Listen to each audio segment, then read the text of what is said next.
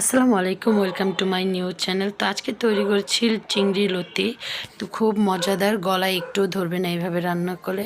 তো চলুন প্রথমেই শুরু করা যায়। প্রথমে আমি লতিগুলোকে খুব সুন্দর করে ছোট ছোট করে কেটে পরিষ্কার করে নিয়েছি। তারপর নিয়েছি বেশ খানিকটা রসুন, কাঁচামরিচ, পেঁয়াজ আর নিয়েছি চিংড়ি মাছ। পরে একটা কড়াইতে তেল গরম করে দুইটা শুকনো মরিচ দিয়ে দিয়েছি আর প্রথমে দিয়ে দিয়েছি রসুন কুচি। রসুন কুচিটা একটু হয়ে আসলে তারপর আমি দিয়ে দেব পেঁয়াজ কাঁচামরিচ। পেঁয়াজ কাঁচামরিচটা দিয়ে আমি খুব ভালো করে নাড়াচাড়া করে আমি একটু মিশিয়ে নেব এবং লাল লাল করে নেব। লাল লাল হয়ে আসলে আমি এখানে চিংড়ি মাছগুলোকে দিয়ে দেব।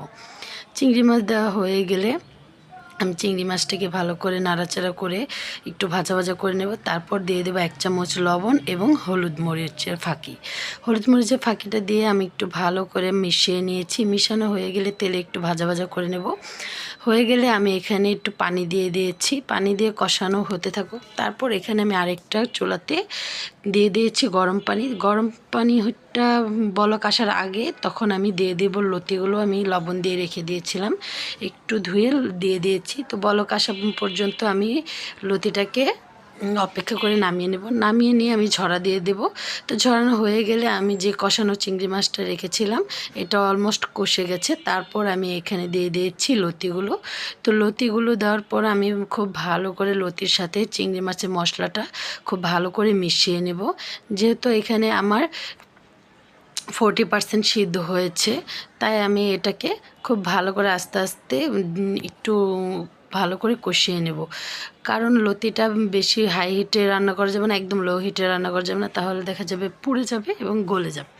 তো যেহেতু আমি লবণ দিয়ে রেখে দিয়েছি তার জন্য আমার লতিটা একটুও গলবে না, আস্তে আস্তে থাকবে। তো তারপর আমি কিছুক্ষণ কষানোর পর ঢাকনা দিয়ে ঢেকে দিয়েছি। ঢাকনা খুলে আবারও আমি ভালো করে নাড়াচাড়া করে মিশিয়ে নিয়েছি।